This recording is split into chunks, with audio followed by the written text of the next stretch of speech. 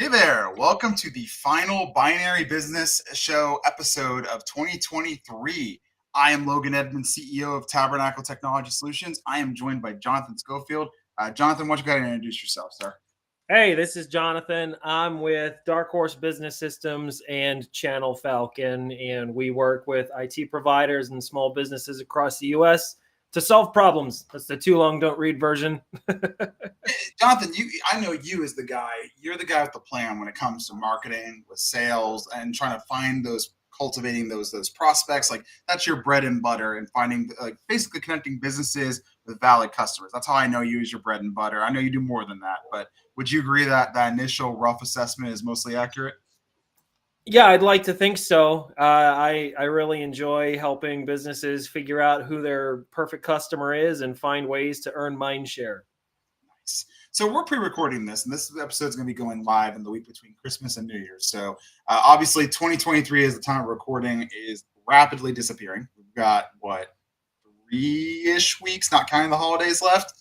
Any big goals you're trying to crank out in the next few weeks? Well, the latest iteration of my venture is early stage, just a few months old. So we've got some big ambitious goals to end the year with a bunch of new partners, a bunch of new clients. We're well on our way. We got a few weeks left. The pipeline is brimming with opportunity, and there's so much work to be done. My experience too, that week before Christmas, nobody wants to do anything. So you really have this week and next week, right? Like that's how I view it on the sales stuff. So not to put the pressure on you, but you gotta get you gotta get going. If the needle's going to be moved, it's this week and next week for sure. But some people I don't know. December's a weird month. You've got two different types of businesses. There's the ones that basically shut the doors the last couple weeks of the month, and then there's the others that are like, man, this is the last opportunity we have to get any projects wrapped up, any expenditures taken care of before the new year, and so you might think December's like, oh man, write it off from a sales perspective. Some of my best sales months have been December, end of year. And then, everything you've been putting off. It's time to get it done. Yeah. So yeah, it can be like that sometimes. I would say it depends on the person. I've had, I employ quite a few people nowadays, as weird as it is to say. And there's usually two kinds of people comes in December: those who are ready to hit the year, like end it strong, and those who are like, okay, I'm in holiday mode. And there's nothing wrong with either category, right? Like I get it. I get both sides of things. Our current BDR, I'm in a similar goal as you, right? Like we want to close a couple sales for the year. And our current business development rep, he is gung ho. I love this guy. He's like, let's do this. We got these things. He's calling me up to make a plan. So I'm in a good spot. I'm feeling the energy today. Love it. Energy is everything this time of year. Absolutely. So speaking of energy, and for those of you who are tuning in for the first time, and I'm hoping there's a lot of you, welcome to the Binary Business Show. The purpose of this show is to take complex topics of tech, business, cybersecurity, and boil it down to what does the average person really care about and how does it impact their life? No matter what kind of business you're in, whether you're an entrepreneur, you're working for a company, you're just trying to live your life, you can't get away from technology. It pervades, intercedes, ones and zeros run our life, hence the Binary Business Show. So on that note, how much do you know about Senator Ron Wyden? First off, let me ask you that question. How familiar you are with that name? Me personally? You personally, have you heard? We'll be displaying some of my ignorance here. Not very, probably should. Most people, unless you're in the tech space, never heard of this guy. This guy is like, okay, so obviously, let's go back the clock. We talk about today's article. Go back to 2011, 2012. Edward Snowden. You remember that whole thing, right? The prison thing. Yeah, the whole saga. He was in Russia, yada, yada, yada. So people knew about PRISM before Snowden dropped the ball. It was absolutely apparent. There were certain key government officials. And basically, where they were told, you can never reveal anything about this. Under penalty of law, you will go to jail for your entire life if you ever reveal this publicly. So Ron Wyden is this huge, at least on publicly speaking, freedom of information technology, like freedom of data, freedom of expression and communications, right? Like he's a big privacy guy, big everything like that on the surface. And he always had these really weird press statements for a couple of years. It was like he's squawking kind of awkwardly because he wants to say something, but he can't. And that's how I remember Ron Wyden. Like he wanted to talk about that, but he knew he was going to go to jail if he did, so he couldn't. And yeah, like it's funny looking back 10 years ago, right? Like that's not. Well, yeah, we have a secret intelligence program. Nothing to be concerned about. But that ties into today's article. Let me go ahead and share my screen here real quick. I should have that ready for going. Wrong button. Aha. So the topic of today's article, I love bleepingcomputer.com. If you ever have met me or been on a show with me, it's one of my favorite sources of resource to pull articles from. And the topic of today's article is quite simply, it's pretty straightforward. U.S. Senator, aka Ron Wyden, government spy on Apple and Google users via mobile notifications. Oh boy. Right? Oh boy. We're going. So those of you who are tuning in and have been listening to our show for a while, I usually focus on business. Today, we're talking about government and regular people. Well, this is going to be an exciting show, right? Right, Jonathan? 100%. So let's put on our conspiracy hats here about this, right? How many mobile notifications do you get per day on your phone? Oh, it's constant. I'm gonna go check my phone right now. Hang on. I looked. It's been a whole 5 minutes since I checked it, and I currently have 1, 2, 3, 4, 5 notifications in the last 10 minutes that popped up on my phone. Everybody gets them. There you go. See, like everybody gets them. And the TLDR of this, and obviously we're going to encourage anybody who's watching this that want to learn more, please reference the Bleeping Computer article. But Ron Wyden is insinuating that these notifications are basically being harvested and taken by various intelligence agencies to spy on people, right? Like we can't get to the platform's data itself. Great. That technical notification, that's a communication between you and the company. We can definitely subpoena that. That at first sounds like a nothing burger, and then you think about it and think about the kind of notifications I get, and that feels weirdly invasive all of a sudden. I have a doorbell camera. I'm constantly getting notifications of who's on my front porch. I really don't want someone else to know who's on my front porch. That's for me, right? Like that kind of, I don't want that. Or hey, I don't want someone to know that I like to sleep in the middle of winter with my window open, so I crank my thermostat to 79 every night, right? Like that's a me thing. You don't need to be there. Right. What was your take on this? I'm a tech guy, so I want to hear you first. Yeah, my perspective is going to be a little different, maybe because when I read that article, the one thing that stood out to me was, first of all, that Google and Apple are getting pressure not just from any government agencies, but specifically foreign government agencies. So if you're listening to this in the U.S., the article doesn't necessarily articulate which foreign governments and which agencies of those governments have been putting pressure on Apple and Google to let them access some of that information. But then it went on to say that, they're able to use some of this data to literally tie the notifications to the device, AKA once you have that device information, you can extrapolate so much more about the user, their location, and et cetera, et cetera. And that's where, in my mind, red flags start to go off all over the place. First of all, there needs to be transparency so that we can know how this data that we're, is such a big part of our lives, but also like not only who has access to it, but how is it being used, We talked about PRISM before, right? Like metadata is such a fancy term. I get it. Like you hear that word and your eyes want to glaze over. What the heck do I care about that? What really it means is you metadata is just slightly blurred out data, right? Like you can still pick out if you look at it hard enough who the person is, and it's a nothing burger, right? Like you can absolutely get an entire picture of somebody from this. Right. A great example of this, if I have phone call logs, this is old school spice crap. This is what we were talking about when we talked to Edward Snowden earlier, 10 years ago, right? If I know who you're calling and how long you're talking to them, I can usually guess pretty much roughly what you're talking about, believe it or not, based on frequency, your interest. It's not that hard.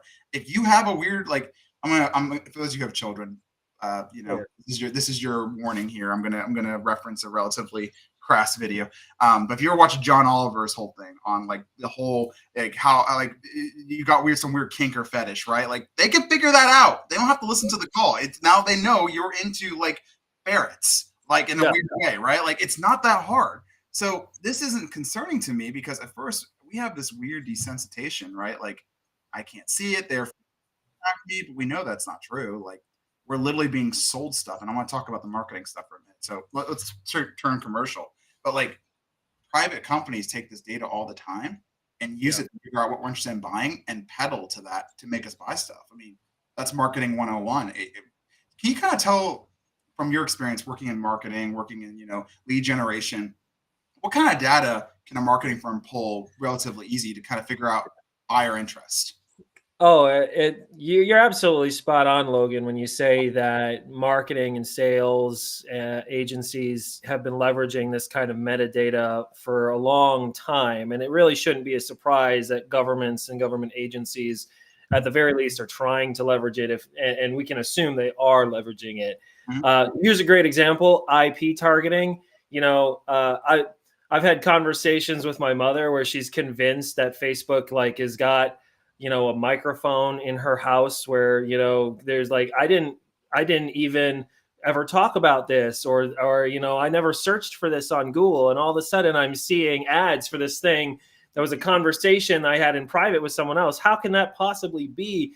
And the reality is, when you look at the science behind IP targeting and how connectivity and the SIM card in your phone, there is so much data that is going back and forth that is a lot more accessible than most people realize. And that is, you should just look into it yourself. The science behind it is truly fascinating. But yeah, if you do anything online, it's not hard to be figured out as far as who you are, where you are, etc. I remember when I had my first kid a couple years ago, right? We hadn't even told my parents yet. My wife did one Google search for some kind of baby thing, right? Next thing I know, my social media ads bombarded for advertisements of all the stuff you buy your baby: cribs, clothes, bottles. Google knew I was getting ready to have a kid before I even told anyone else. And it was that easy for them to do one Google search. They knew it right off the bat. And they didn't even, it wasn't me that searched it. It was my wife. But because we shared an IP address, boom, now they know. They can that. And see, that's what a lot of people just instantly think. I searched for something one time, but it's even a little more crazy than that. I remember I leveraged a platform for a trial period to leverage IP targeting in some of our campaigns in the past, just as an experiment. And we were like, man, we're going to participate at an in-person event, right? So is there a way that we can literally draw a circle geographically on a map around the physical location of where that event was, and do a timestamp for the days of that event? So let's say we're in a hotel conference center, right? We draw a circle on this map and say, all right, we want to capture the IPs of every device that connects to the network and is served a digital ad, any digital ad. It doesn't even have to be ours or relevant to ours, within that time frame. So we can assume there's an 80 to 90% chance that if you were in that building connected to the network and served an ad of any kind, we make the assumption that you were there for the event. Now, this is where it gets crazy. Because we were able to ping your IP one time, we can follow that IP back to your home address. And so when we see that pop up on another network somewhere else, now we know where you live. So now we can send targeted ads geolocation to where that network is. So is that kind of Bob just across the street, my neighbor just bought a fancy new car, therefore they think I might be interested in a fancy new car because I'm jealous of Bob, and I start getting ads for Ferraris, right? That's could be that kind of logic happens. Okay. Yeah, but so I think to summarize your point, yes, there's some level of concern here. On the flip side of that, it's not anything terribly new. What's concerning is foreign governments sticking their fingers in things that we may or not know about, in my mind. I'm gonna channel a little bit of Peter Zeihan here. I'm not necessarily agreeing to everything he says personally, but he does do a lot of great foreign political talks, and we're moving into a world where anybody can see it. More and more nationalistic stuff's coming up, right? We want to know where foreign citizens are going because we're setting up that, and that concerns me. Not for the reason I think most people would think, right? I'm not worried that China is going to come find me and kidnap me in my house, kind of. No, I'm not worried about that kind of stuff. What I'm worried about, being in the cybersecurity space, is this data can be used horrendously to harm me, financially, reputationally. I've heard the horror stories of people having liens put on their house because of data that was harvested from these kind of databases, because they can impersonate you so well, knowing who you are and what you do, that even a bank can't tell the difference, right? And so the governments, and I'm not going to get political on the show because that's not the purpose of the show, but governments, how well have they stewarded data in the past? Think the last 15 years. Do you have a good feeling about that? And I'd say universally for most rational people, the answer is no. They don't steward these databases very well, no matter what they are. They end up getting leaked. They end up getting put in the people's wrong hands. They end up being abused, not necessarily by the government, by a lot of other people who do not have the kind of restraints on them. And real people end up suffering and hurt. Like, let me use an example that hits close to home. Okay, cool. I got one. So about a year ago, someone gave me a call, and I wish I could do something for this poor lady. Lady in her, I'd say, mid to late 50s. Someone had managed to impersonate her so well, they managed to get access to her 401k account. Those of you who are tuning in the show for the first time, there's a term for this. It's called pig butchering scam. It's as nasty as it sounds like. They use that access to drain every cent from her 401k, her entire life savings for retirement, like late 50s, right? Like that, your mind's in that game, right? Like next 10 years, that's where my life's going. Yeah, right. She had nothing left. And that was from data, nothing she necessarily wrong.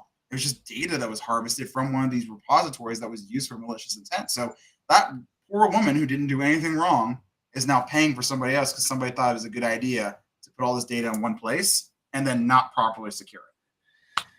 Yeah, unfortunately, her story is not an uncommon one. But I want to make sure that I feel like there's so many voices in the marketplace, and for good reason, because they're realities, they're real things that are happening to real people.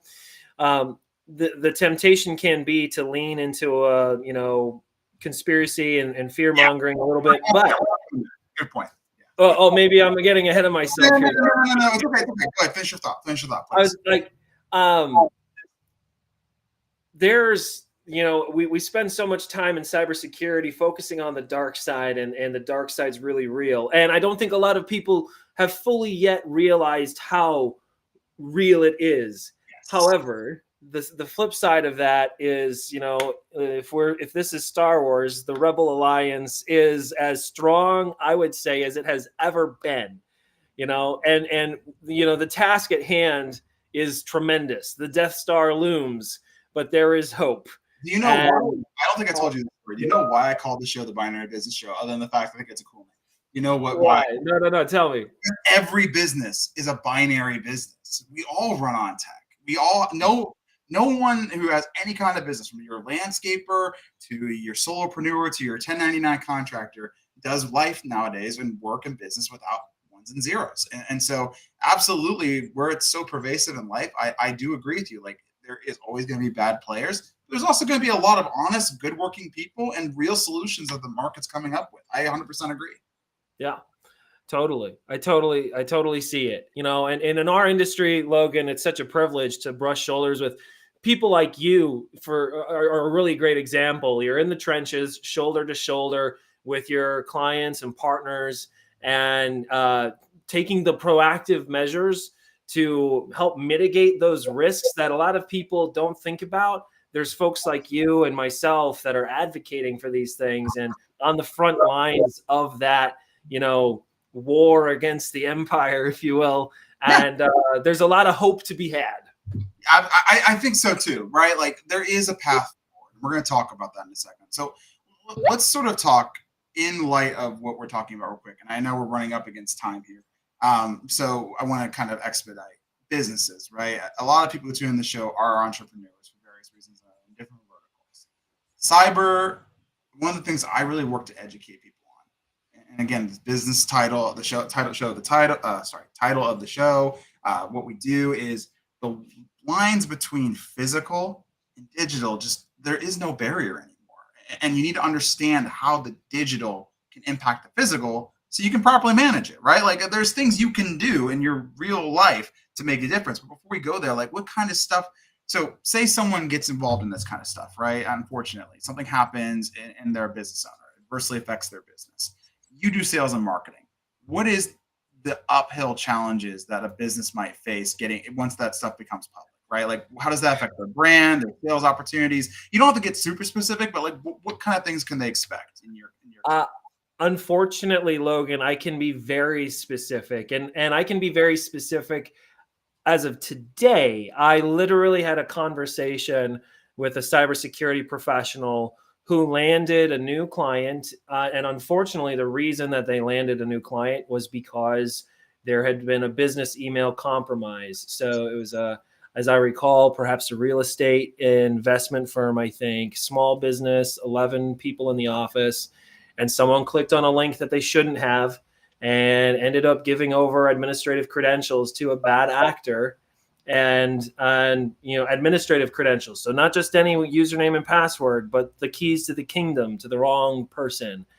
And it led to this desperate call to this cybersecurity professional saying, it happened. The thing you told me was going to happen. You've been telling me for years this happened, and we weren't ready for it. But to answer your question, the impact it can have on a business, this particular scenario that was shared with me today as a real estate investment firm, that one of their largest partners, we're talking about a global finance company, is my understanding. Basically, they caught wind because malicious emails were now being sent out from their domain because of this bad actor. So this partner, this huge trusted partner that accounts for a major portion of their business, had to blacklist this small business's domain. And they reached out to them and said, hey, we have to shut this down.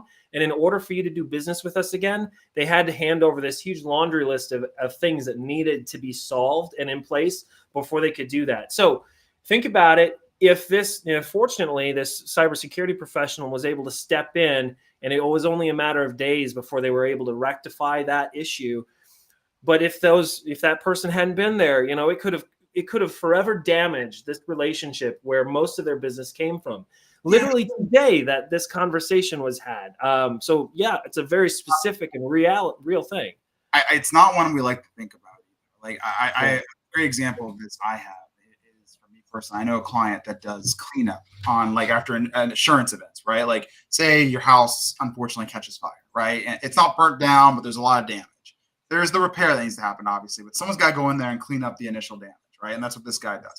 He's that person that comes out once insurance says, okay, go ahead, we got to clean this up, we got to gut it, make sure that it's stable and safe to build in, right? And so he has to maintain. In order for him to maintain his business, he has business partners that require him to maintain insurance for this stuff. And those insurance require him to do cybersecurity stuff. Well, what happens if he doesn't do it? Well, he might have to make a claim at some point, like in this kind of scenario. And what happens when you make a claim and the insurance provider just says, you're not really managing any kind of risk? Will they honor that claim? Probably.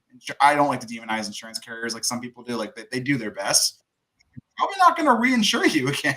Or if they do, it's going to be a much steeper cost because now they know, hey, this is the kind of person you are. We have a documented trail for this. So instead of a $3,000 a year policy, you might be looking at a $35,000 a year policy. That's insane. But he needs it to stay in business because without these business partners, and they require it, he literally can't run his business. He's done. And so he's a contractor. He literally just goes out with power tools and scrapers and hazmat suits and scrape stuff. And even this stuff is affecting him. And it's not that hard to make those jumps when you start breaking it down, why it matters. Absolutely. To your point about the binary nature of businesses today, that's a really great example. Like you said, this is a gentleman who's going into buildings with his toolkit, and you don't think of that gentleman as an information worker where cybersecurity is super relevant to him and his business. But the reality is it 100% is. It affects all of us in very real, tangible ways. Orders for the insurance claims in an online platform. He has a bank account with an online login. All this stuff hackers love to abuse, unfortunately. And this so back to the topic of the story, this data, how can it be abused? Well, it's methods and technology to get information on targets to get to these crown jewels. How often do you put is your security question on an online platform? What's your mother's maiden name? I've got a government vault now that tells me your mother's maiden name. I've skipped half the research, right? That's the kind of stuff I get really concerned about because I don't know how you stop that. I don't know how you protect against that 100%. You can do a lot in terms of proactiveness, but when somebody's going through all the level of government does, right, and putting together some kind of dossier, digital dossier on you, and that gets out into the wild, that's at best it's an uphill battle. So what do you think? What do you think, Logan? Are what's the low hanging fruit for the average Joe or Jane?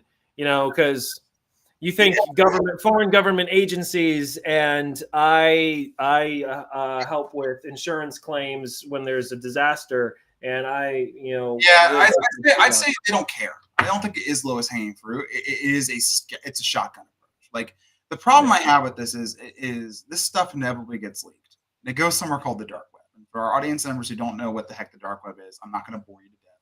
Understand it's a separate internet that hackers can use as easy as downloading a web browser on their computer, virtually untraceable, and they buy, sell, and trade this stuff all day long. It's a cottage industry.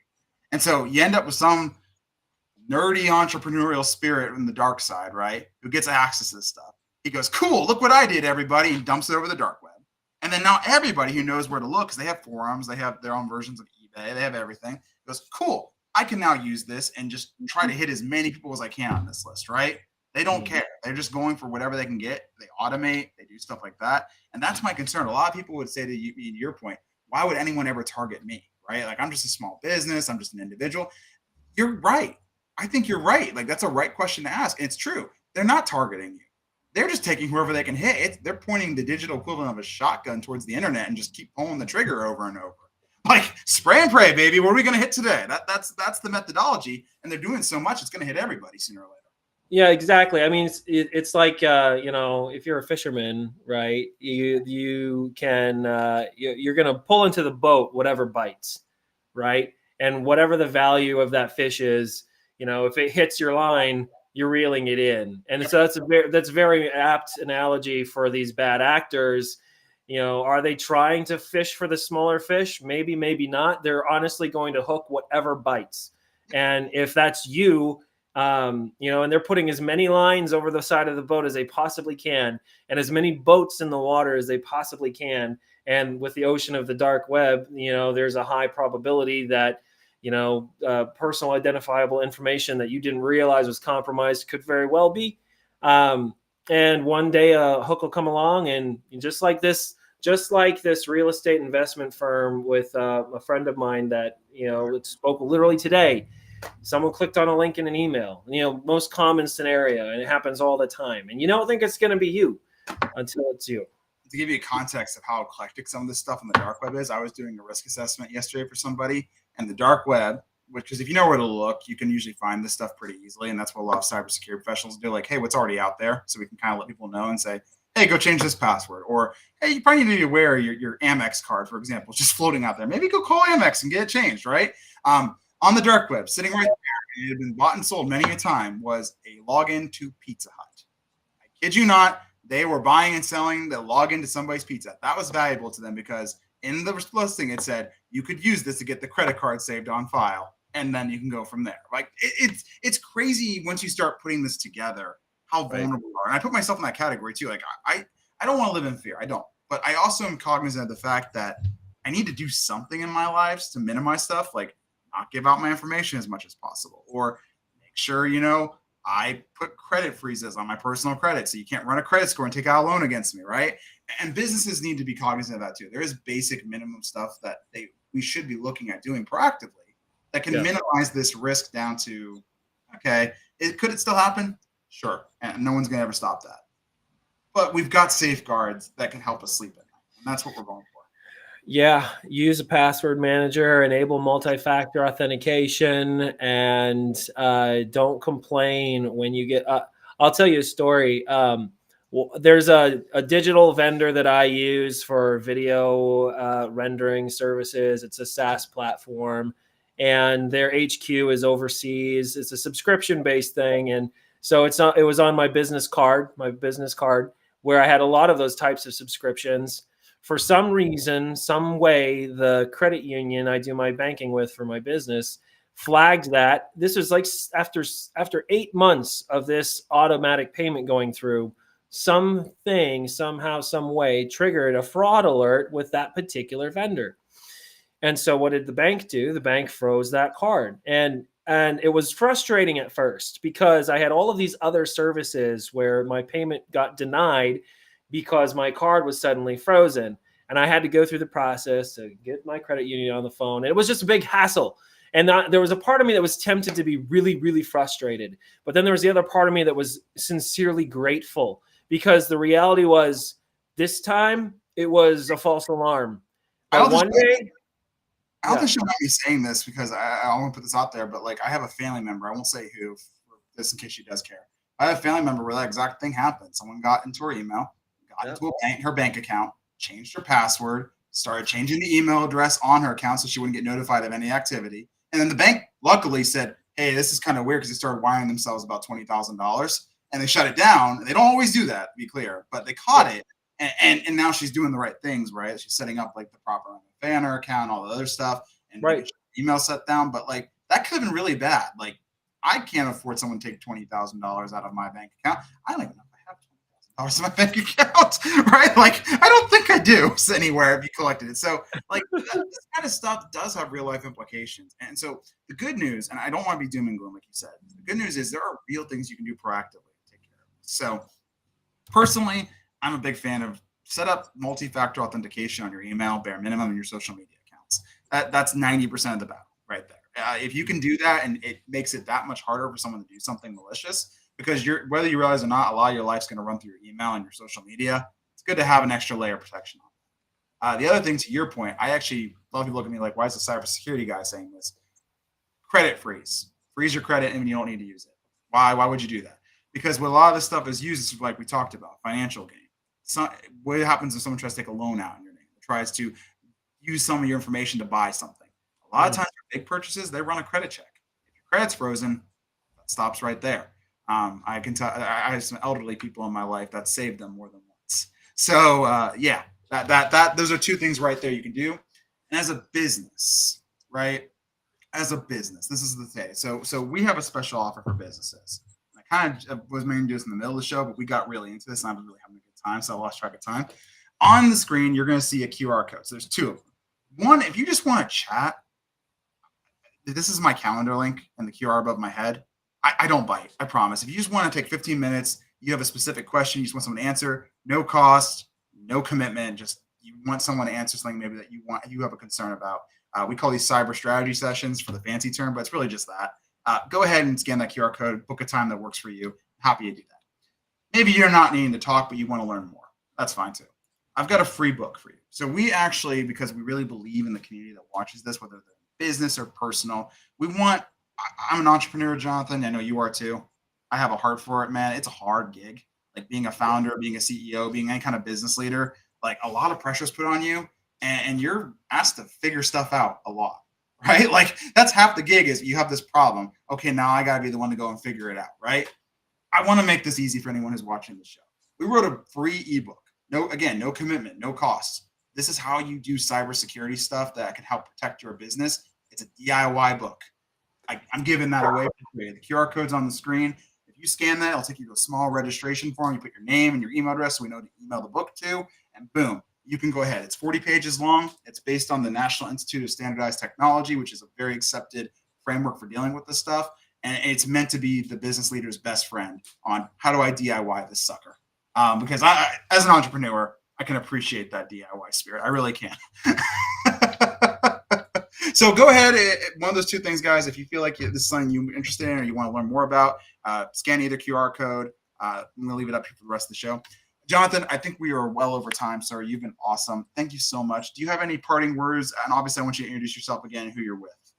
Yeah, so again, I'm Jonathan with Dark Horse Business Systems and Channel Falcon, and I'll just echo what Logan said. You as a business leader, you wear so many hats, and it's really easy for the stuff that maybe we don't understand or the stuff that's outside of our purview or maybe our expertise or just we're so busy with the things that are priority for us that often the cybersecurity components of our reality can kind of go in the junk drawer or like, I'm going to get around to that. It's too critical for you to wait, too critical for you to not give it some level of attention in your mental real estate as early as now. So 40 pages, man, you can read that in an hour or less. I'll let you know the secret too. The first 5 pages are just the introduction. So it's actually 35 pages. Okay. So, next time you're waiting for the train or the bus or your next Uber or you're sitting in an airport, have this ebook handy and take advantage of it. It's free, valuable information, could save you a lot and put you on a good path to learning a lot more. Thanks everybody for tuning in. Happy New Year. I'll see you all in 2024. Take care.